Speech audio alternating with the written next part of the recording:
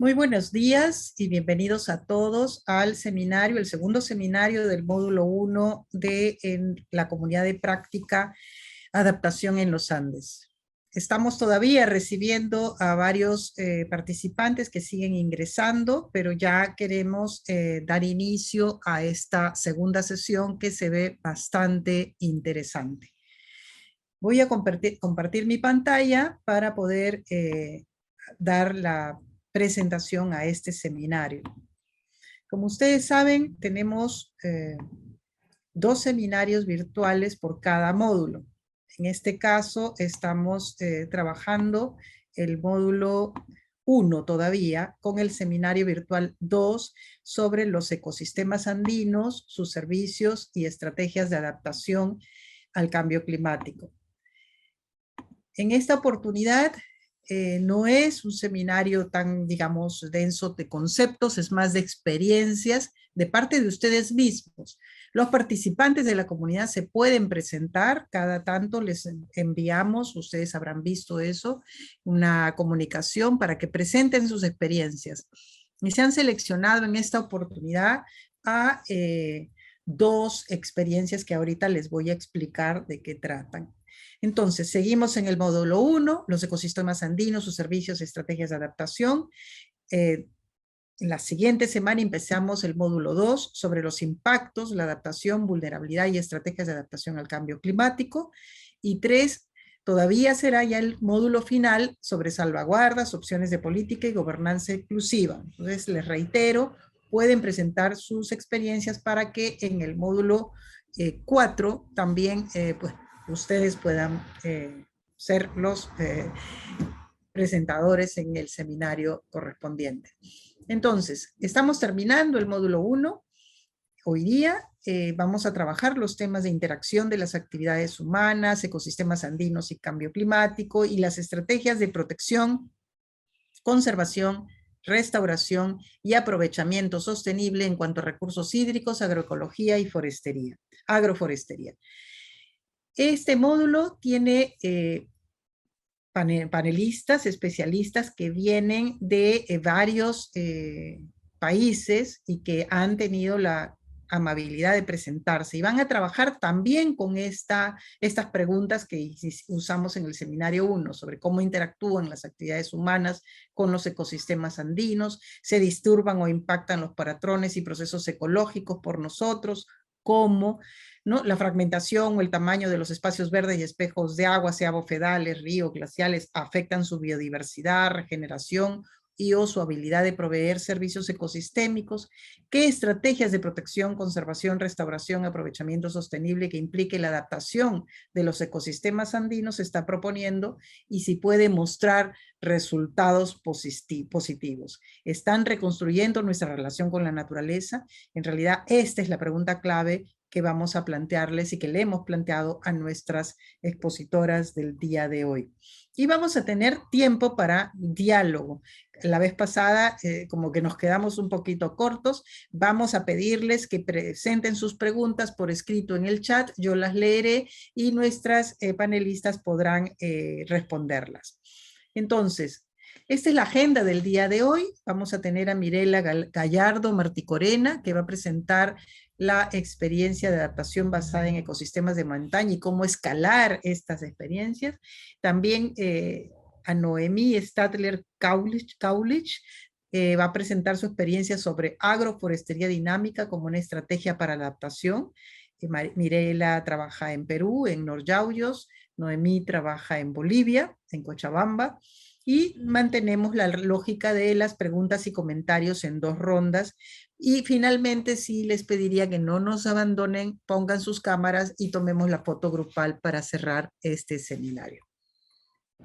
Bueno, sin más que decir, paso a presentarles a Mirela.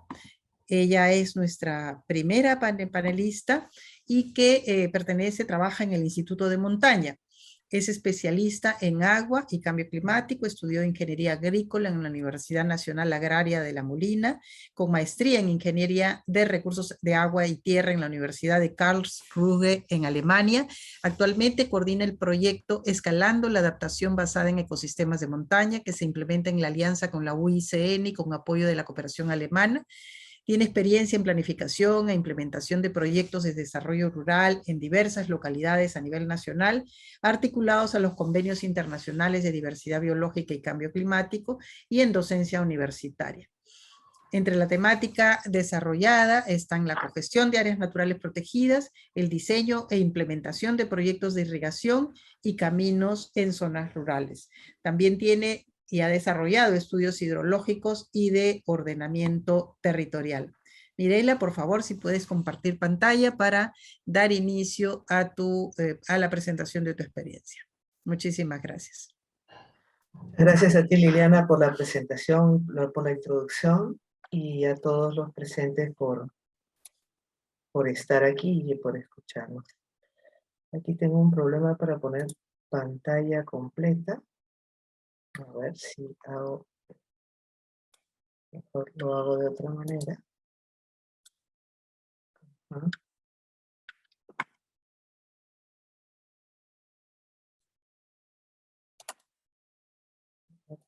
me permite.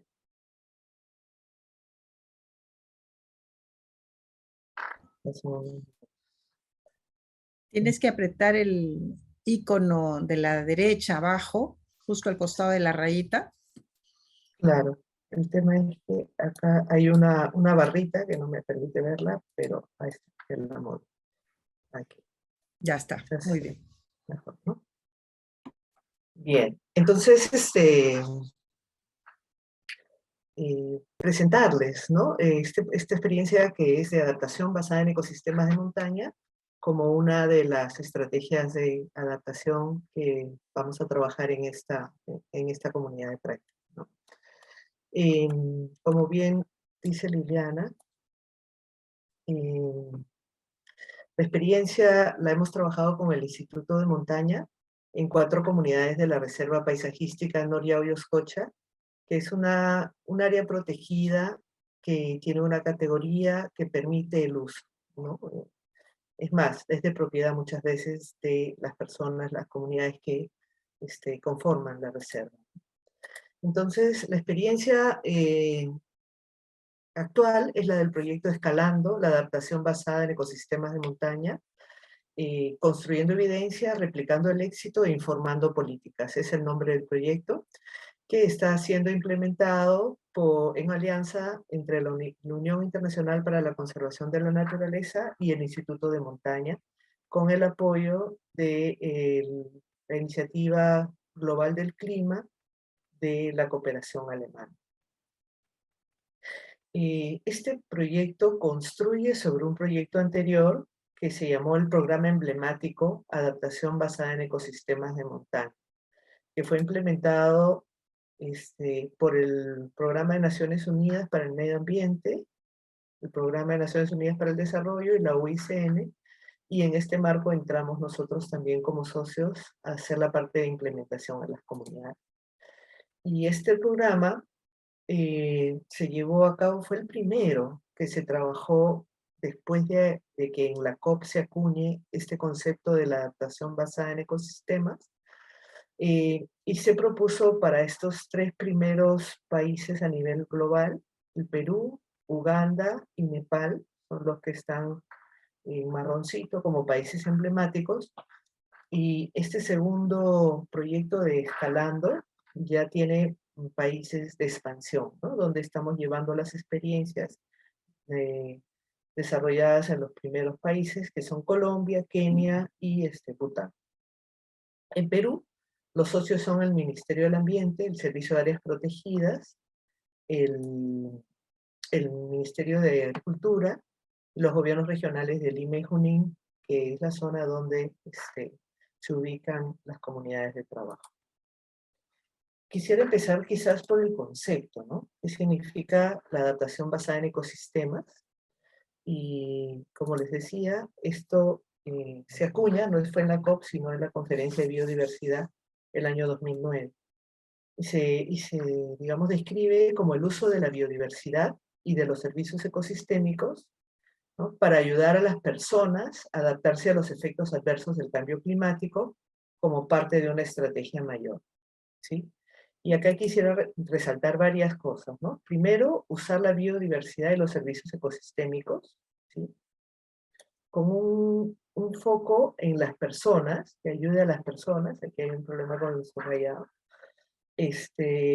a adaptarse a los efectos adversos del cambio climático, ¿no?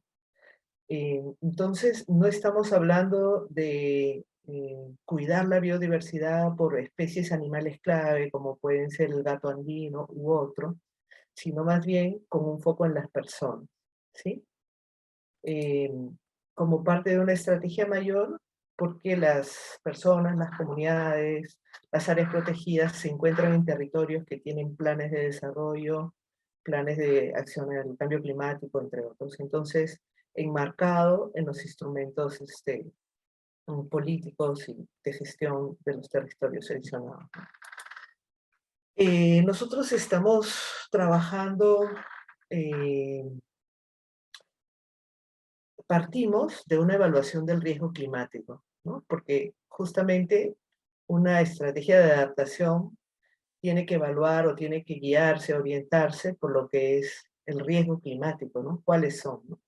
Hay una metodología que, digamos, publicó GIZ, la cooperación alemana, hacia el año, hace poco ha sido, no sé si es 2017 por ahí, que se llama la evaluación del riesgo climático, ¿sí? Y bueno, y lo ha trabajado el IPCC en varios informes. La R5 ya cambia un poquito los conceptos de vulnerabilidad y riesgo, y esta metodología trabaja con estos conceptos. Acá quiero mostrar partecitas del análisis, ¿no?, que es una matriz un poquito cargada, si quieren, ¿no? ¿Qué está cambiando? Y esto lo trabajamos también con las comunidades, las personas que viven, ¿no?, en las zonas de trabajo. Por ejemplo, acá nos dicen que hay menos meses de lluvia, ¿no?, que hay más sequía y que están desapareciendo los puquios y colchas.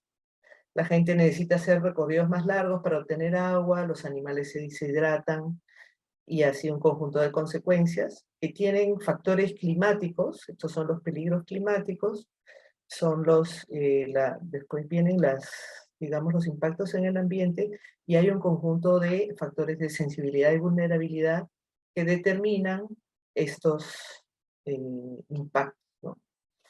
Otra de las cosas que se está conversando, ¿no?, o que se conversó con esto fue en la comunidad de Thomas, si no me equivoco. La gente percibe que hay mayor intensidad y frecuencias en el descenso de temperatura. Están ocasionándose heladas negras y blancas entre mayo y agosto, mucho más intensas, ¿no? La radiación es más fuerte. Tenemos quema de pastos, pérdida de pastizales, incremento de enfermedades en los animales. Si bien es cierto existía el jacapo, se están recrudeciendo este tipo de enfermedades que todavía no encuentran un método de cura. Pues claro, en este marco, digamos, del riesgo climático, tenemos un componente de provisión de forraje que es la medida de adaptación, ¿no? Puede ser igual en este caso. Pero en testimonios y en simple nos dicen, por ejemplo, ¿no?, la nevada ahora no es tan fuerte, antes duraba 3 días y ahora en mediodía ya se seca, ¿no? Está nevando menos, más rápido se deshiela, y tenemos pues menos disponibilidad de agua. Esto es un poquito lo que trabajamos en talleres participativos, y es algo de lo que quiero hablar ahora.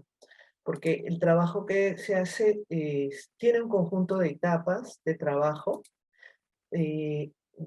Por ejemplo, partimos por explorar la viabilidad de la medida o del proyecto a trabajar, describir el contexto, los objetivos a través de una teoría de cambio, la evaluación de la vulnerabilidad con esta evaluación de riesgo climático que les acabo de comentar, la evaluación de los servicios ecosistémicos, y el diseño de las medidas de adaptación. Esto no lo hacemos con un equipo técnico, sino trabajamos con un grupo de la comunidad que se asigna, ¿no?, a hacer este trabajo compartido. Después vienen otras etapas como el monitoreo, la implementación ya de la medida misma y la transversalización y la búsqueda de sinergias, pero sin una participación de calidad en todo el proceso de diseño e implementación y monitoreo con las personas que viven en el sitio, la sostenibilidad no está garantizada ya, ¿no? La medida, en este caso, esta es la comunidad de Miraflores, es como una mesa de 3 patas. El manejo sostenible de aguas y pastos es, digamos, el centro de la medida, es lo que queremos lograr, el objetivo. Y trabajamos con 3 objetivos específicos, ¿no?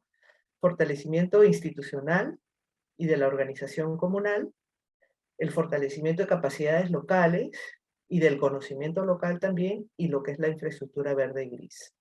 A veces los proyectos los conseguimos en términos de infraestructura, y es seguramente la parte más importante y la que las personas tienen menos acceso porque tiene mayores costos.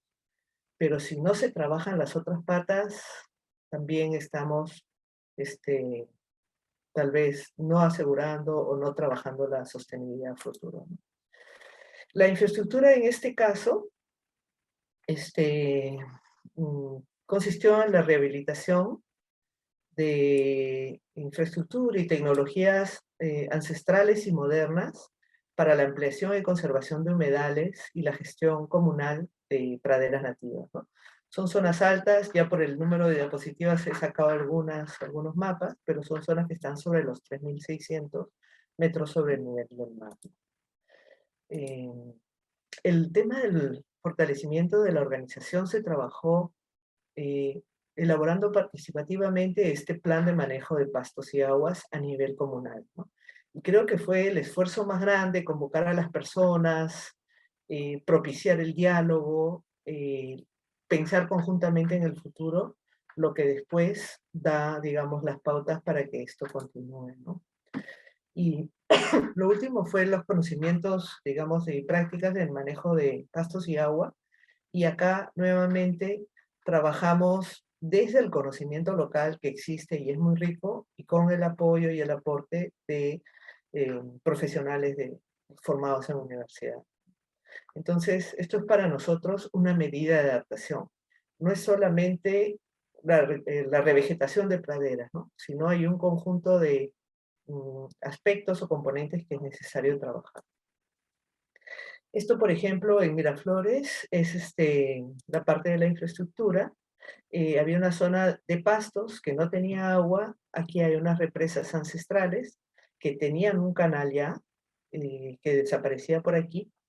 Y bueno, se repararon este bebedero que ya habían hecho anteriormente y se han hecho un conjunto de bebederos más, así como un cerco para separar zonas de pastoreo y garantizar, digamos, el descanso y la recuperación en un momento del año.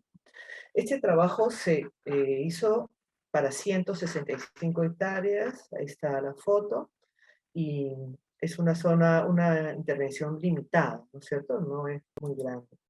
Sin embargo, digamos, el trabajo con la organización, con el fortalecimiento de la organización, escala el pequeño proyecto que uno puede hacer. Y por eso he puesto esta diapositiva que dice algunos impactos, ¿no? Este es el sistema de pastoreo rotativo antes de la intervención. Teníamos 3 sectores. El pastoreo de ganado es mixto, ¿no es cierto? Tenemos especies de vacunos, de caballos, de ovejas pastoreando en los mismos sectores. Y hay un sector donde están los diques ancestrales, donde se trabajaba todo el año, donde se pastoreaba todo el año y también con pastoreo mixto. Teníamos unas 800 cabezas de ganado vacuno y, digamos, después del proyecto, la comunidad quiso recuperar un poquito el primer esquema o lo que se había planteado de cómo manejar esta zona. Entonces, este pequeño infraestructura, con la organización más fuerte atrás, que fue el trabajo más intenso, ¿no? Ya se imaginan que es sangre, sudor y lágrimas, poder congregar a las personas, discutir los problemas y plantear soluciones, ¿no? En este año 2018, de los 3 sectores, tenemos 4 de rotación. Se han dictado normas y se están implementando ya las normas que ya antes estaban escritas, ¿no? De una limitación en el número de ganado por comunero, de animales. Tenemos 4 sistemas de rotación, ya solamente de una sola especie. Las especies, los ovinos, primero se llevaron a Coya, una zona más alta, donde se trabajaron, donde, digamos, se limitó el pastoreo de ovinos a la zona alta. Sin embargo, después decidieron cambiarlo por alpacas, ¿no? Aquí hubo un cambio en esta granja comunal que le llaman. Y después hubieron sectores limitados para el pastoreo de equinos. Además, también se limitó el número de equinos por comunero para no sobrecargar los pastos, ¿no? Y también hubieron sectores dedicados a los toretes, donde después de un número de meses tenían que salir los toros para no seguir cargando, digamos, carga animal a los pastos, ¿no? Y se redujo un número de ganado. En realidad se organizó mejor el pastoreo, ¿sí? Y como les comentaba, se restringió la tenencia de animales por comunero. ¿Esto qué ocasionó? Que la gente buscara tener animales de mejor calidad, ¿no? Y esa mejor calidad también ocasionó, digamos, un incremento en la productividad.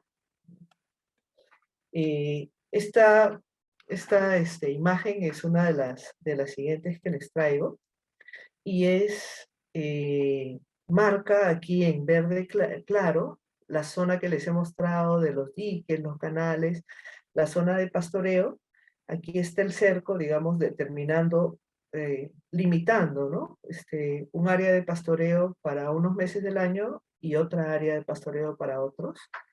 Y nosotros digamos, concluimos es que fortalecer la organización ha llevado esta pequeña obra, esta pequeña infraestructura, esta pequeña medida a manejar un área, toda el área de pastoreo de vacunos, que ya no son 165, sino son 6.000 hectáreas, ¿no? Entonces, podemos ver que de esta manera escala. No solamente se trata de hacer infraestructura aquí o allá, sino también de mejorar la gestión, que es sobre todo invertir en capacidades organizativas. Yo quisiera, no sé cómo estoy de tiempo, pero quisiera terminar con estos factores clave para empezar el diálogo. Clave es el proceso participativo, ¿no? Involucrar a la población local desde el diagnóstico, diseño, implementación y monitoreo de las acciones de adaptación al cambio climático y la gestión de sus recursos en general. El proyecto se plantea, se lleva la idea, se llevan digamos, la orientación que tiene el proyecto, y con los comuneros es que se diseña la medida, ¿no? El proyectito, qué es lo que se va a hacer, ¿no? Y con ello, también, digamos, se propicia el aporte comunal y, digamos, la discusión permanente de los temas, ¿no? Algo que nos dicen ahora, que ya estamos evaluando esta fase final, es algo de lo que el proyecto nos ha ayudado es a pensar juntos, ¿no? A alinear las ideas, ¿no? A tener una sola idea. Entonces, por ahí es clave la participación. El diálogo de saberes también. El conocimiento científico sí. Siempre tenemos profesionales que saben cómo hacer las cosas, que tienen recomendaciones. Sin embargo, el conocimiento local es clave. ¿Quién mejor que ellos que están todos los días haciendo esas actividades para plantear soluciones, implementarlas, ¿no es cierto?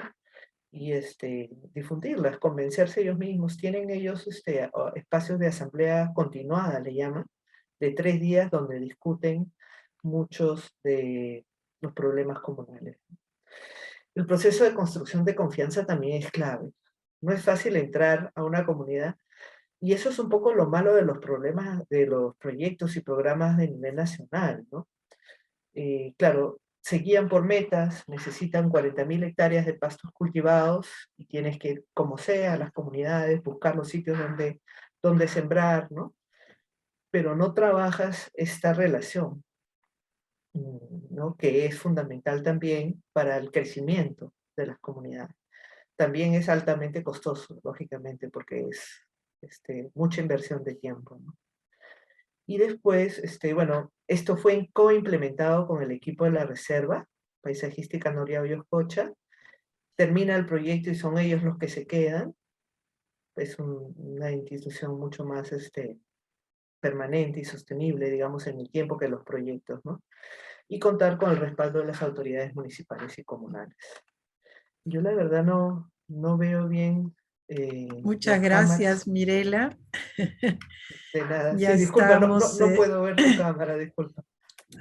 Bueno, habría que ponerla en galería, ¿no? ¿Cómo se llama esto en el Zoom?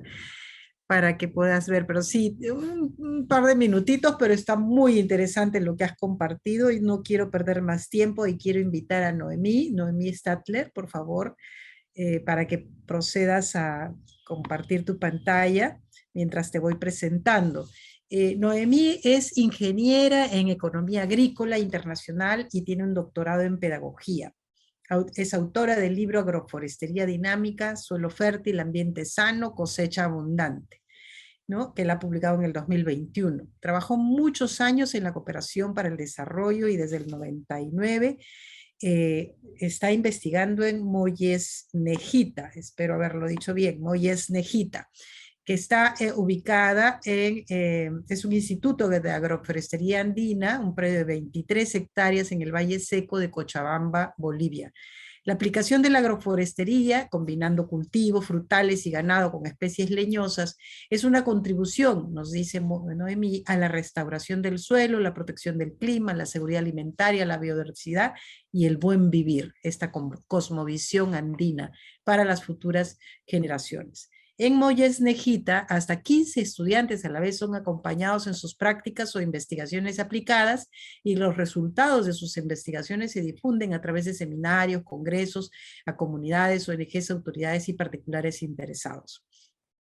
Entonces, sus actividades de investigación se autofinancian por Noemí con consultorías y conferencias en el campo de la agroecología y la agroforestería. Noemí, por favor, puedes dar inicio, tienes 15 minutos, te voy a, nuevamente, voy a avisar solo con abrir mi pantalla.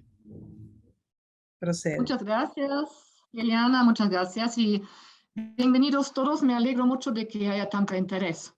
Bueno, en esta primera foto vemos a don Benjamín y unas manzanas que ya han sido la gran parte cosechadas y una multitud de especies que son típicos para el Parque Nacional Tunari, un parque que se encuentra al norte del Valle de Cochabamba, de la ciudad de Cochabamba. Y aparte de especies nativas, también podemos reconocer aquí un pino radiata, que es una especie exótica.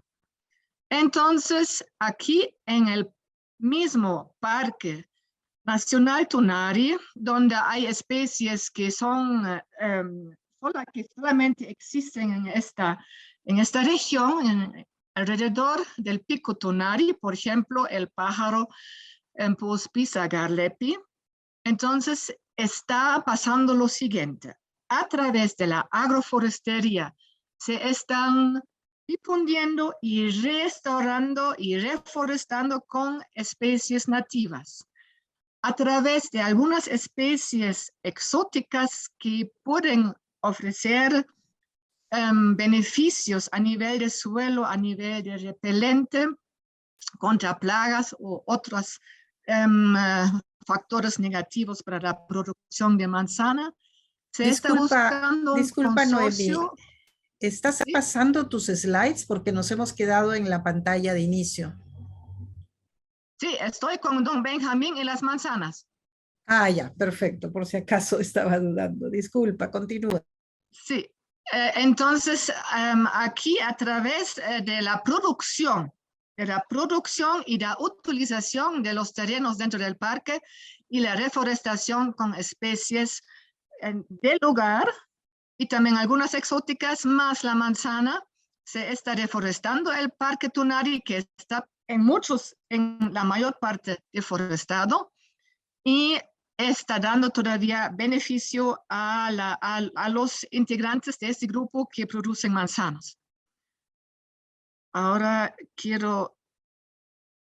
estamos viendo una región también árida en Sucre, donde se está empezando con sistemas agroforestales. Se ve en la casa, un poco se hace el almacenamiento del agua de lluvia en un tanque, pero sobre todo es para la familia misma. Y a la derecha se ve un pequeño huerto. Este huerto está lleno de árboles, tanto también autóctonos del lugar como algunos exóticas y frutales. Y así se empieza a trabajar con las personas interesadas con agroforestería para lograr un mejor abastecimiento con alimentos, más diversidad de alimentos y sobre todo eso se da por la interacción a nivel de raíces de las plantas y la densidad y la diversidad de las especies es de mucha importancia. ¿Cómo se hace la aplicación muy concretamente? Les mostraré ahora en los slides seguidas. Tenemos el árbol. Aquí, por lo menos en mi valle de Cochabamba, donde estoy viviendo, los productores en la región están sucesivamente deshaciéndose de los árboles. Y los árboles tienen unas tareas muy importantes para nosotros, no solamente de producir oxígeno, sino también para aclimatizar el ambiente a través de la evaporación. Bueno, todos esos factores podemos ver también a la izquierda donde he descrito, pero el árbol es un sumidero de té porque está poniendo muchas producciones de sus sustratos que él está haciendo a través de la fotosíntesis que contienen la molécula C, está poniendo al suelo. Y ese suelo entonces se enriquece, es tierra negra y es un sumidero muy, muy importante para mitigar los efectos del cambio climático. Ahora, aquí en el dibujo ven una tijera y el árbol de manzana aquí en el dibujo tiene su acompañante que a través de las raíces, y son bioses en las raíces, micorrizas, bacterias, nidificadoras del suelo, está alimentando también al árbol frutal. De este modo se deshace uno de todos los inputs, ¿no? de fertilizantes químicos, se produce tierra a través de las raíces que trabajan, a través de los microorganismos que trabajan y a través de la poda que se debe hacer para que en este caso el árbol frutal obtiene bastante luz solar para hacer su fotosíntesis y producir manzanas. Y bueno, esto es una foto de Mollesnechta. Así hemos empezado con hoyos grandes porque la mayor parte de los hoyos es piedra y todo el mundo me ha dicho, Noemí, estás loca de empezar acá, poner árboles porque no te va a dar. Bueno, yo soy terca y al final sí está dando, pero la importancia en la plantación y el sembradío es la cercanía de las diferentes especies y aquí recalco, diferentes especies, no monocultivo. Entendemos muy bien que en un monocultivo donde cada planta tiene las mismas necesidades y requerimientos, hay una competencia entre las plantas, mientras cuando hay una diversidad de plantas, una planta necesita más de esa sustancia, la otra de otra, entonces no hay esta competencia. Más bien, aquí vemos una retama toda a la izquierda al lado de un árbol de oliva. La retama es una planta que nitrifica el suelo, así que además tiene raíces profundas y fuertes, así que abre el suelo para el árbol de oliva al lado y también nitrifica el suelo. Y esos son unos de los detalles muy importantes de la agroforestería. Se utiliza también una especie de listado para ver las plantas en su espacio de vida, para poner lado a lado con unas, aquí son entre el olivo y entre la retama, son algunos 25-30 centímetros nada más. Entonces, para no perjudicar el árbol de olivo, no estoy poniendo aquí un muelle al lado, sino una retama que puedo podar cuando está necesario. Aquí es el mismo consorcio agroforestal después de 6 años, en un lugar seco, con un mínimo de riego solamente para que no solamente para que sobreviven las plantas, porque hay que entrenar a las plantas, hay que hacer de que ellos mismos se fortifican poniendo sus raíces hacia abajo y encontrar ellos mismos el agua en vez de estar esperando con las raíces superficiales. Entonces, aquí tenemos el consorcio ya más avanzado. Aquí también podemos ver que estamos haciendo la poda de los árboles acompañantes, en este caso una acacia de albata nitrificadora de suelo y que provee mucho biomasa, que aquí pueden ver se deposita alrededor del olivo para crear tierra, para mantener la humedad, para proteger el frío y del sol en la noche y en el día, del viento, y se mantiene así un suelo que es amable con los organismos, con la biota en el suelo. Pero hay una cosa más que quisiera relatarles. Es tan importante hoy en día de ver dónde podemos obtener un sumidero de la molécula C, del carbono. Entonces, con lo que cosechamos de los árboles acompañantes, las ramas más gruesas, de esto elaboramos el carbón. Y el carbón apoya la mitigación del cambio climático porque es un sumidero de carbono durante miles de años. Vean nomás la tierra preta que se ha encontrado en la zona de la Amazonía. Y entonces aplicamos este carbón que es muy rico en cavidades, quiere decir que se puede llenar con humedad y con sustancias nutritivas para las plantas. En nuestro caso, lo hacemos con el output de nuestros baños secos. Y esto aplicamos o bien en el sustrato de plantación, o en este caso cuando los árboles frutales ya están grandes, en unos canales que se abren alrededor de la misma planta frutal. Y en esta foto ustedes pueden ver tres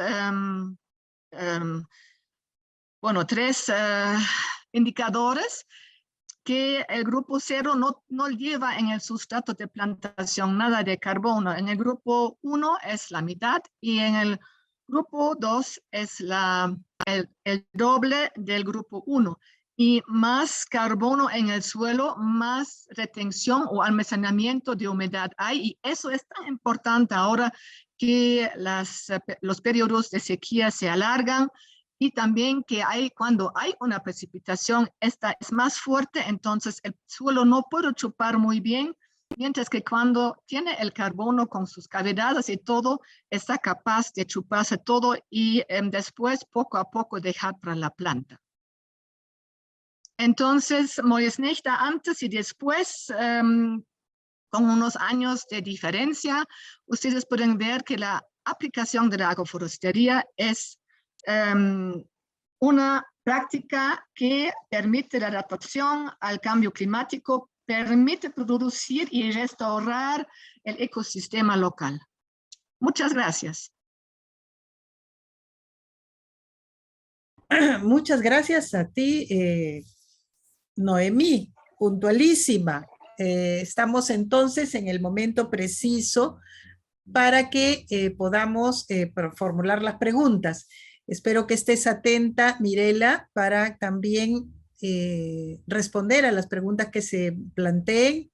Estimados participantes, podrían, por favor, escribir sus preguntas en el chat para poder permitir el inicio del diálogo el día de hoy. A ver, ¿cómo estamos? ¿Estamos despiertos? En todo caso, yo la verdad estoy fascinada con ambas experiencias. Me parece que están haciendo realmente justamente esta recomposición, restauración de las relaciones entre nuestros ecosistemas y nuestras actividades, ¿no es cierto?, humanas. Quizá un tema que tengo como un poco en duda, Mirela, el tema de la fragmentación de los ecosistemas es algo que aparece constantemente, ¿no? A la hora de hacer esta división, ustedes han seleccionado distintos ecosistemas para distintos, ¿qué sería? Para el distinto tipo de ganado. ¿Han pensado también en la fórmula, en alguna fórmula para poder evitar la fragmentación de los mismos en el proceso? Y ya están entrando preguntas. Sí. Sí, bueno,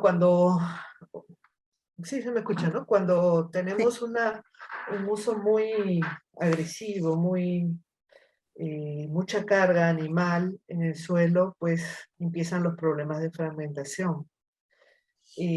Por ese motivo es que se limita el número de ganados o de animales que pastorea cada comunero en el área común a un número menor, ¿no? Se limita. Era como muy inequitativo antes digamos, que se tomen estas decisiones. Entonces, se ha hecho también un análisis de la capacidad de carga de los ecosistemas y así, digamos, sale esta recomendación. Eso es un poquito lo que estamos trabajando. La parte alta, más alta, digamos, estamos sobre los 4.000.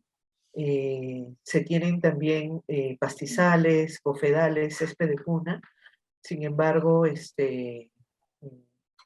digamos, son generalmente más conservados porque son menos usados también. Entonces ahí hay un número de alpacas que están pastoreando, digamos, también. Y últimamente, en realidad, nosotros hemos trabajado un pedacito, ¿no? Tal vez comentar que esa intervención lo que ha dado es lugar a otro tipo de intervenciones adicionales. Por ejemplo, hay lo que se llama, no sé si los amigos de fuera conocen, pero lo que se llaman los mecanismos de retribución por servicios ecosistémicos, ¿no? Nosotros estamos en la cuenca del río Cañete, en las alturas de Lima, y estas zonas aportan, digamos, son parte de la cuenca, donde aguas abajo el agua se usa para irrigar como 40.000 hectáreas y también está la ciudad de Cañete, ¿no? Entonces aquí las empresas de agua potable, las EPS, tienen en su norma, según norma, que dedicar un porcentaje del cobro de la tarifa de agua a las inversiones en las zonas altas, ¿no? Entonces en Cañete, esta recaudación se llama por merece, por mecanismos de retribución, se ha iniciado ya y el año 2020 se hizo un plan piloto de intervenciones, ¿no? Y la comunidad seleccionada para la intervención de la EPS fue Miraflores. ¿Por qué? Bueno, por supuesto hay criterios de, digamos, cuánta agua se genera, hidrológicos, en función a la lluvia, a los tipos de suelo, porque hay un modelo SWAT, ¿no?, que se ha corrido allá, pero también hay un tema de erosión, ¿no?, dónde se están generando mayores sedimentos. Pero uno de los criterios que más pesó para esta selección fue el criterio de la organización. ¿Dónde hay una organización que quiera trabajar con la que se pueda trabajar, ¿no? Entonces, de esa manera se logró que los fondos de la EPS fueran a otros sectores de Miraflores, en este caso la zona alta, la de las alpacas, y ahora lo que han hecho es hacer una evaluación y determinar la capacidad de carga y ya van a empezar con el manejo también. Entonces es como una Genial, espiral. genial. Bueno, están llegando ya las preguntas. Hay una consulta para ti, Noemí, y de paso que de repente puedes redondear lo que estabas desarrollando. ¿Cuál fue el trabajo con los comuneros y los productores al inicio de la propuesta para implementar la agroforestería en el lugar? Sí, retomo lo que ha dicho Mirela de antes. Es tan importante construir la confianza. Entonces, yo también he trabajado muchos años en la cooperación alemana y siempre me he sentido dentro de las dos sillas, ¿no? Debo gastar en tan corto tiempo mucha platita y al mismo tiempo con esa platita lograr tales mejoras para tales comunidades o grupos. Y eso es sumamente difícil porque justamente el trabajo de confianza es la cosa más importante. Entonces, cuando yo he dicho un momento, alto Noemí, yo voy a hacer nomás, y la gente que se interesa viene acá a visitarme, mira, palpa, ve y puede creer, porque eso es el dicho aquí, ver para creer. Bueno, entonces así he hecho y por el momento ya viene bastante gente de estos otros lugares, hasta de África, porque si en África, en Madagascar concretamente en este caso, en Malawi, me piden que yo asesoro una implementación de sistemas agroforestales. Entonces, ¿cómo voy a motivar a una gente que no conoce los árboles o que conoce solamente árboles que están convirtiéndose en carbón, porque de esto viven, para que dejen crecer árboles, para que esos árboles y arbustivos hacen su beneficio para el entorno? Entonces solamente les puedo mostrar cuando tengo aquí un ejemplo vivo donde les puedo realmente enseñar. Y eso está pasando y con más y más, digamos, efecto, porque también desde varios años están viniendo estudiantes para hacer la investigación científica, porque eso se necesita para también involucrar la política. Lo que es, entonces, ha empezado a través de que los grupos de productores, campesinos, en este caso pequeños campesinos que tienen como 1000 metros cuadrados, me han visitado y han visto que es posible lograr como cosecha de diferentes especies a través de un sistema agroforestal. Y todos los que escuchan están invitados a venir a visitar, e incluso pueden pasar unos días y aprender. Pues te vamos a tomar la palabra, Noemí, suena tan interesante el trabajo que están haciendo. Yo con Mirela hace tiempo que quiero ya concretar una visita también a Noryauyos, qué maravilloso el trabajo que hacen. Tenemos otras preguntas, a ver, vamos amigos, sigan participando. Nos preguntan cómo están midiendo los beneficios del ordenamiento ganadero. Ajá, sí. Quizás de repente comentar antes a Noemí, también felicitarla por la experiencia y comentarle, ¿no? Que nosotros tenemos una persona que ha trabajado muchos años también con nosotros en el instituto y ahora está haciendo una chacra tal como la de Noemí, ¿no? Claro, Maravilla. porque es claro, los proyectos a veces pasan muy rápido, ¿no? O sea, un proyecto pues 2, 3 años y es poco lo que puedes avanzar cuando es, bueno, una vida la que se necesita para cambiar muchas cosas, ¿no? Pero para comentar la pregunta, estamos ahorita ya cerrando el proyecto y tenemos que evaluar. De hecho, hay un monitoreo anual de los pastizales. Aquí en Perú, el Ministerio del Ambiente aprobó una metodología que se llama el estado de conservación de los ecosistemas andinos, ¿no? Ya sean bofedales o pastizales, hay un método de monitoreo, digamos, evaluando el número de especies, la erosión, bueno, hay un conjunto de factores ahí, y eso es lo que estamos haciendo desde el lado técnico, ¿no? Sí, ahora que nos toca hacer la evaluación, queremos también preguntar a la gente si ve mejor o peor los pasos. Bueno, te dicen que están mejor, ¿no? Pero ¿en qué lo ven, no? Porque si bien es cierto, uno puede hacer pues las pruebas, ir al campo, hacer los transectos, etcétera, es algo que, digamos, es una inversión fuerte, ¿no? Entonces, ¿cómo tener otros métodos también ya desde el lado de los productores que te permitan hacer una evaluación cualitativa que pueda considerarse? Así lo estamos viendo. Bueno, aquí menciona la ponencia 1, pero en realidad creo que es válido saber un poco más acerca del esquema de monitoreo de la adaptación basada en ecosistemas, ya no solamente el tema ganadero. Si ya están aplicando esto y si están logrando monitorear resultados, efectividad en términos de adaptación al cambio climático, eso ya obviamente lo estoy adicionando yo, porque al final la adaptación es eso, ¿no? O sea, nos estamos tratando de adelantar a estos escenarios climáticos que se están viniendo y hacemos todo ese trabajo para que podamos mantener nuestras actividades humanas sin destruir la naturaleza en estos espacios tan sensibles. Entonces, ¿cómo se está monitoreando en ambos casos respecto al cambio climático? Noemí, ¿quisieras quizás empezar? ¿No? Aquí estamos monitoreando en el sentido de lo que se puede hacer, y eso es, sí, lo que se puede hacer es cuánto de carbono está dentro de los árboles, en cuánto se están creciendo los árboles día a día, y también a través de la aplicación o de la transformación de la madera a carbono que metemos al suelo, cómo podemos realmente lograr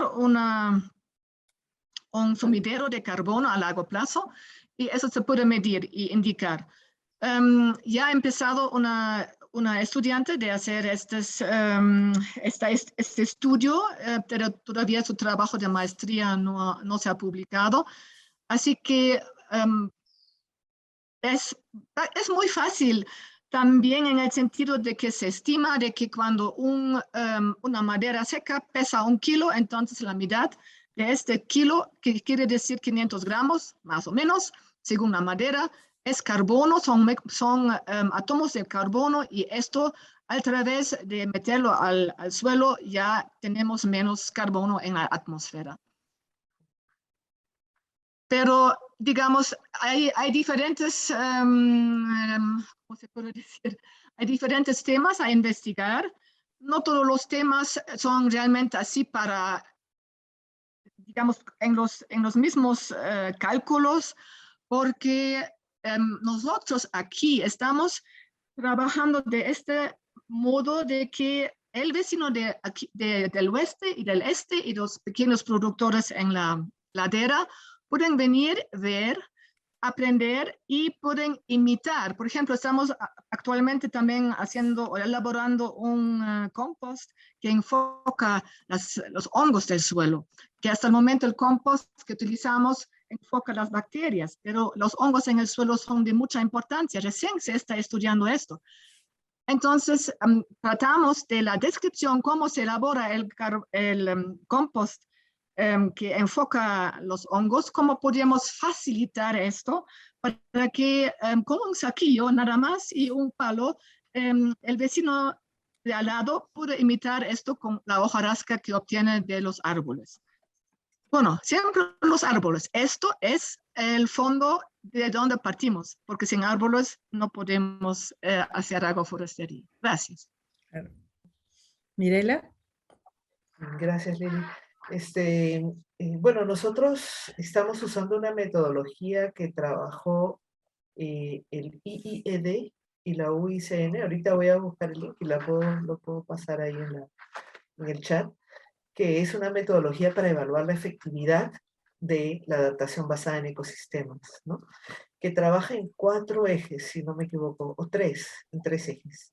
La efectividad para los ecosistemas, si es que el ecosistema realmente ha recuperado sus servicios ecosistémicos, ¿no? La efectividad para las personas, ¿no? Están incrementando las capacidades de adaptación medidos en términos de beneficios, sí, económicos también, pero también organizativos. Y también hay un tema político, ¿no? De políticas e institucionalidad, ¿no? Cómo es que los políticos, las normas ayudan o no a implementar estos proyectos de adaptación. Así lo vamos a evaluar. Ahorita vamos a empezar la fase de campo en julio ya. Y bueno, hemos tenido una evaluación intermedia también. Sin embargo, esta evaluación se queda mucho en la efectividad, si estamos o no logrando adaptarnos mejor. Pero nos parece que es importante también medir el impacto, ¿no? O sea, más allá del que sí estamos, digamos, construyendo resiliencia o no, ¿en qué la estamos construyendo? Eso es un poco lo que estamos diseñando ahora para el trabajo de campo próximo. Wow. Sí, porque una de las preocupaciones que justamente planteaba Mariana Vale la semana pasada era de que, perdón, en el seminario 1 hace 2 semanas, era de que en una sistematización, una investigación que habían hecho en todo el planeta sobre las soluciones basadas en la naturaleza, era de que la mayoría de los estudios estaban justamente en las zonas donde había menor riesgo. Y donde hay mayor riesgo en la región, que es justamente la zona andina y un poco, digamos, la selva alta, que lo marcaba en un mapa en toda América Latina, América del Sur, había menos investigación, ¿no? Y a pesar de ello, que las evaluaciones que habían trabajado tenían siempre un cobeneficio, ¿no? De conservación de la biodiversidad y además de restauración de paisajes de montaña, o sea, más allá de la adaptación en sí misma. Entonces, hay como un buen prospecto respecto a la aplicación de la adaptación basada en ecosistemas, que tiene pues un potencial importante, pero no sabemos, en realidad, todavía, ¿no? Hasta qué punto realmente nos va a ayudar a adaptarnos. Claro, los escenarios climáticos todavía no se ponen en realidad, no los conocemos, el futuro está por delante, pero respecto al pasado, al presente, no sabemos cuánto se han logrado adaptar los ecosistemas, cómo se han logrado favorecer las comunidades para que puedan continuar con sus actividades. Y eso es algo importantísimo, es vital poder saber si estamos haciendo bien las cosas, si estamos encaminados a que los futuros climas, los nuevos escenarios de clima sean realmente manejados de tal manera que no nos afecte negativamente a las comunidades ni a los ecosistemas en los Andes. Sí, Noemí. Yo pienso de que realmente es muy útil tener datos, pero las necesidades hacen que ya de una vez tenemos que empezar. Y si tengo aquí en el Valle de Cochabamba, o más bien dicho, en la ladera del Tunari, 150 familias de pequeños productores que quieren entrar a este programa, lamentablemente no hay el fondo para realizarlo ahora. Entonces, si hay 150 familias que quieren entrar a este programa, para mí se dice, bueno, estamos en buen camino. Si además vemos de que se está reforestando la ladera, que es tan difícil de reforestar, a través de la utilización de unas especies que son productivas, y sabiendo de que a través de la diversidad de especies se está mejorando el suelo, no tienen que aplicar nada de fertilizantes químicos, ni aplican tampoco otra cosa, porque es en pura ladera, muy grave la pendiente. No tienen plagas, solamente el pájaro está atacando las frutas, ¿no? Eso sí. Entonces, esto me da, no necesito ya datos. Lo que yo quisiera es que en vez de tomar datos, hacer evaluaciones, hacer papeles y demás, de una vez se da esta plata para realizar para sí, poner en pie, implementar estos sistemas agroforestales y así ayudar a las familias que si no, que a través de esto realmente tienen un ingreso. Tienen el ingreso para todo el año vendiendo sus manzanas después de 5 años de haber implementado. ¿Qué mejores señales y datos hubiera? No me puedo imaginar otro método más impactivo. Gracias, Noemí. Mirela. Sí, sí, de acuerdo con Noemí. Y bueno, a veces somos muy burocráticos, ¿no? En general. He copiado, Lili, El enlace, sí lo he el visto. enlace. Ahí, bueno, ahí está, esta investigación se hace para 13 proyectos. En la línea de lo que critica Noemí, estamos de acuerdo, ¿no? Pero, no sé, como que funcionan ahorita las cosas, digamos, de manera diferente.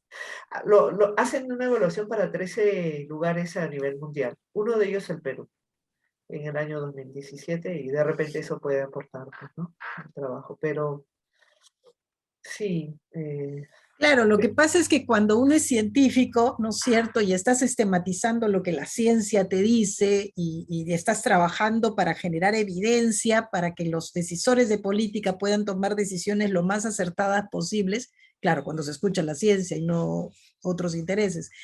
Es necesario tener esta prueba, digamos, claro, comerse una rica manzana es una prueba más que suficiente, eso nadie lo va a discutir, pero lo cierto es que necesitamos, ¿no? Evidencia científica demostrable, digamos, indiscutible, respecto a cuán beneficiosa y en qué nivel y en qué ecosistemas en específico y con qué tipo de especies, qué sé yo, con más detalle para que otros puedan replicar, ¿no? Entonces es muy importante esta publicación, si la conozco, es bastante interesante, está incluso entre los recursos de la comunidad, está en la plataforma, la pueden bajar también de ahí. Y bueno, tienes un pedido también aquí en el chat, Mirela, nos piden que compartas esta metodología que mencionas, sí, aunque no sí. nos dice cuál metodología, pero bueno, supongo que tú lo entendiste bien. Claro, es esta de la que estamos hablando, de la evaluación de la efectividad, que ahí está, justo Ah, ya la he compartido, sí. ya, Antes me parece que también hay una consulta para Noemí. Mira, dice, ¿cuál fue el trabajo con los comunarios, dice, y los productores al inicio de la propuesta para implementar la agroforestería? No sé si ya la contestó, me parece que no. Sí, sí, había contestado muy sí, cortamente. ya lo, Repito, mostrar, invitar a ellos para que puedan ver y convencerse cuál es el trabajo, cómo se hace y qué efectividad tiene. Ujú, claro, bestial. Porque después viene otra que también ahí nos consulta Lili, que ¿no? Dice, ¿cómo han incorporado sus actividades las culturas locales? Como los ritos, los agradecimientos, las fiestas y otros, ¿no? Y quisiera también comentarlo, si me permiten. dale, dale. Este, las comunidades bueno, no sé cómo serán en otros países, creo que, por ejemplo, en Colombia están como bien definidas las áreas donde las comunidades tienen, digamos, la gestión del territorio, ¿no? Acá la gestión comunal se superpone con la distrital, con la provincial, ¿no? Entonces, ahí hay una especie, digamos, de doble autoridad, porque está el presidente de la comunidad y está el alcalde, ¿no? Y es cierto que todo lo que son ritos, en la parte sobre todo que da a la costa, ¿no? Al lado del Cañete, este, digamos, han sido muy golpeados, ¿no? Porque ha habido pues en el virreinato un proceso inmenso de extirpación de idolatrías, donde el virrey pues mandaba a la gente al campo y se destruían las huacas, ¿no? Entonces nosotros hemos encontrado sitios donde mantienen todavía ritos, fiestas están de todas maneras, ¿no es cierto? Muchas veces con esto que se llama el sincretismo, ¿no? Digamos, una imagen, una cruz, una imagen cristiana, pero detrás hay un conjunto también de personajes de apus, de montañas, de bosques, de piedras, a los que se le rinde culto, ¿no? Entonces nosotros en realidad, sí estamos impulsando, si quieren, ¿no? La recuperación de estos ritos, de estas fiestas, de estos agradecimientos. Cada acción en el campo hacemos nuestro paguito, ¿no? Qué lindo. Más saben ellos que nosotros, pero creo que eso también da mucha seguridad porque ellos tienen todo un sistema de creencias, ¿no? En que va a haber lluvia, más o menos lluvia si haces esta u otra práctica, ¿no? Y a pesar de que muchos de nosotros podamos o no creer, ¿no es cierto? Lo importante es el respeto y la afirmación cultural también que les da la seguridad para avanzar, ¿no? Ya en una cultura mixta, ¿no? Eso quería comentar. Muchas gracias. Aquí tenemos otro comentario en que están de acuerdo contigo, Noemí, ¿no? Los fondos climáticos como el GCF son exigentes que el financiamiento llegue a la implementación de medidas, pero cuando solicitan las evaluaciones intermedias y finales, los financistas piden datos de gestión e impacto. ¿Cómo encontrar un balance entre la generación de la información y la implementación de medidas? Tamaña pregunta. Ja, la implementación de medidas. Ya, eso sí es, yo creo que es bastante difícil encontrar el balance porque de un lado hay la necesidad de los pequeños productores, de las familias de los pequeños productores, de encontrar su sustento anual a través de lo que producen. Y la manera como producen sin sistemas agroforestales, esto pues, se puede observar que es bastante, que provoca bastante degradación de los suelos, tal que primero deja de producir, después de las verduras, a pesar que ponen mucho abono químico y bastante insecticidas y pesticidas y demás. Después están implementando ahí en los mismos sitios, en los mismos chakras, están implementando o sembrando flores que ellos todavía más son fumigados. Después aparecen nacimientos donde a la niña le falta una pierna, lo que pensamos que es producido por la aplicación de los agroquímicos dañinos para la salud de las personas. Entonces, a través de agroforestería se puede, y es evidente y es descrito en muchos casos, mejorar la producción, mejorar el suelo, obtener una biodiversidad plena que también mantiene saludable a la gente. Han analizado que la pandemia COVID ha venido porque los lugares, las regiones donde los animales silvestres pueden estar viviendo sin una interferencia del humano, está más y más reduciéndose y por esto ha podido saltar prácticamente el virus al humano.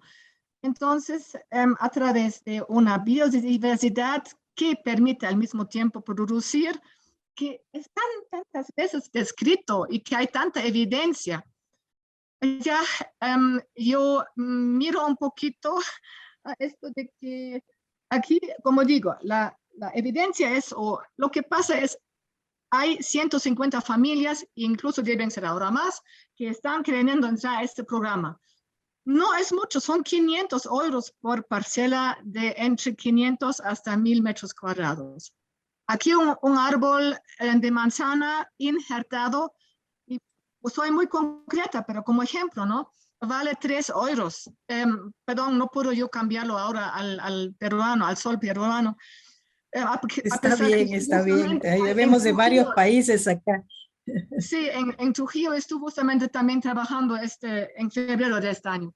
Entonces, no es mucho, pero ¿cuánto cuestan hacer estos datos? Evaluaciones, sí, está bien, necesitamos para seguir con el proyecto. Pero a veces pienso que es mucho papeleo y es poca la el output de todos esos papeles, mientras que con la aplicación práctica podríamos ya ayudar a tanta gente. Y sobre todo que ahora se hace tan evidente también la hambruna en el mundo, en el planeta. Y estamos provocando, o se están provocando migraciones de millones de gente en búsqueda de solamente alimentarse y un poco de agua. La solución, la agroforestería, para mí es hasta hoy en día subestimado. En el plan de desarrollo de Bolivia desde el 2006, yo tenía que analizarlo dentro de la cooperación alemana trabajando, está 6 veces mencionado, pero la aplicación afuera de las ONGs, lo busco.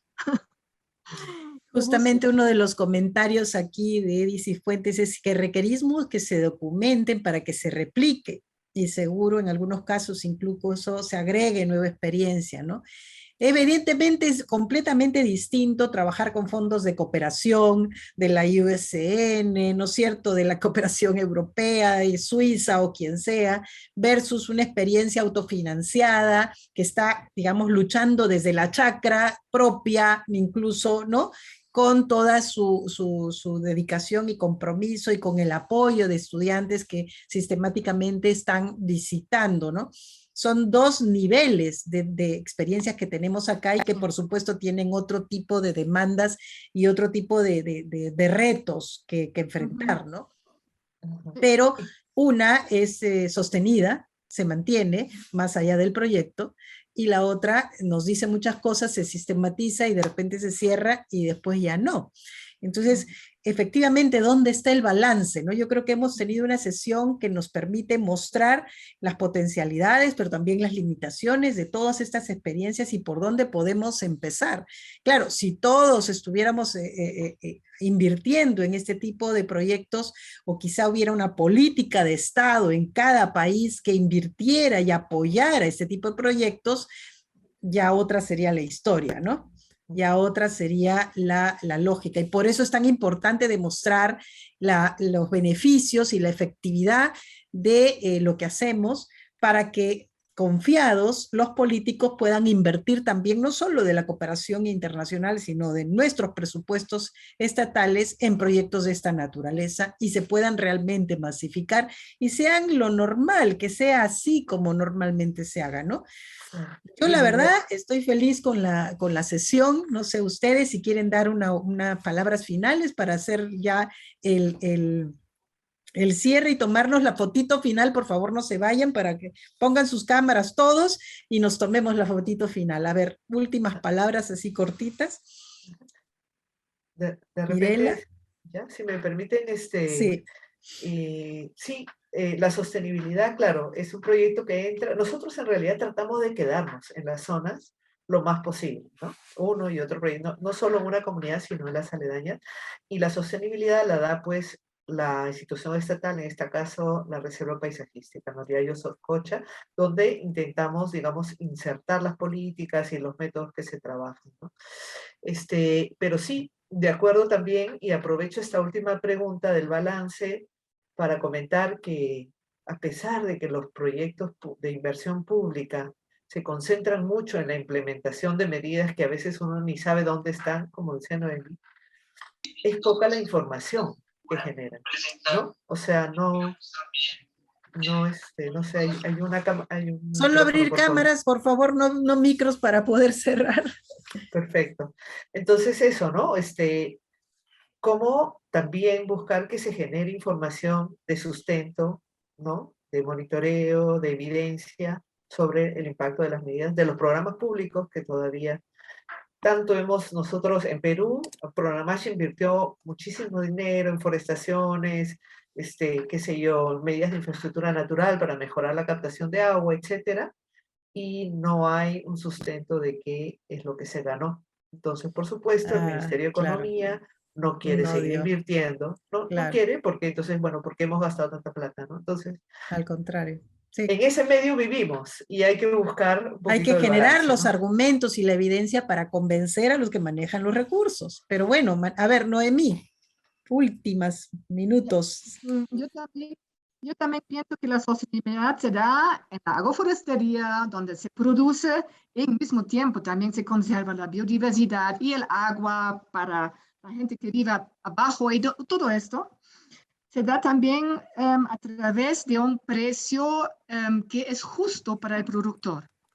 Producir en sistemas agroforestales es difícil, no es como en la chacra donde, bueno, abierta, ¿no? Donde aplico este abono químico y después voy con la fumigadora para levantar los pulgones, qué sé yo, sino es un trabajo mucho más dentro de la naturaleza, dentro de una diversidad que también exige conocimiento. Ahora, lo que también tenemos que aprender como consumidores, sensibilidad a los consumidores en el sentido de que la fruta una vez es grande, la otra es un poco pequeña, es alegado el granizado, entonces tiene un puntito y todo esto quiere decir la unión y el soporte del productor hacia el consumidor.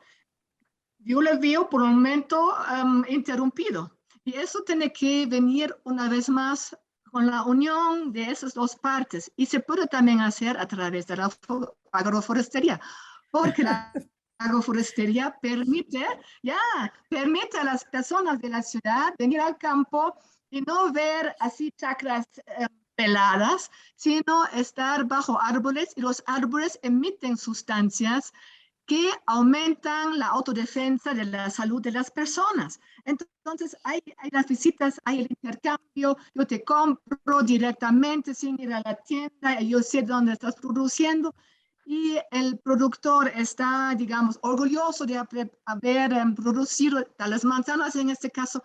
Esta unión tiene que volverse a dar. Y yo creo que la pandemia nos ha mostrado que tan importante es un ecosistema saludable alrededor de las ciudades. Así es, muchísimas gracias. Y efectivamente los árboles además justamente capturan carbono, ¿no es cierto? Que es uno de los gases de efecto invernadero que queremos sacar de la atmósfera y resolver este bendito problema del cambio climático. Amigos, amigas, muchísimas gracias por atender el día de hoy este seminario. Muchas gracias a nuestras expositoras brillantes. Hemos tenido un momento de diálogo muy interesante. Y además quería invitarlos, antes de que me olvide, a participar del foro. Yo les quiero agradecer a todos los que ya están participando y compartiendo información en el foro, en la plataforma, es un foro virtual. Esta vez ya vamos a abrir solo un grupo, no van a ser ya varios temas que se van a discutir, va a ser solo uno, ya lo verán, y lo vamos a lanzar con el seminario del módulo 2 sobre impactos, adaptación y vulnerabilidad y las estrategias de adaptación que han en esto. Yo quería además compartirles como parte de mi despedida este enlace donde está el atlas interactivo del el sexto informe de evaluación del IPCC. Les invito a que lo naveguen, les invito a que lo revisen, les invito a que jueguen un poco con ese atlas, es interactivo, muestra distintos tipos de capas de información, está muy bien armado. Yo voy a explicarlo un poquito también en la siguiente sesión, pero vamos a tener una sesión dedicada justamente a estos escenarios climáticos y lo que llaman en inglés los representative key risk, los riesgos representativos claves de la región andina. Los vamos a trabajar en la sesión con autores del IPCC y espero que nos acompañen también. Y finalmente también decirles que en el módulo 2 habrá también otro seminario como este donde ustedes, como parte de la comunidad de práctica, puedan presentar sus experiencias. Espero que nos acompañen también con ello y el espacio es para ustedes. Aprovéchenlo. Muchísimas gracias.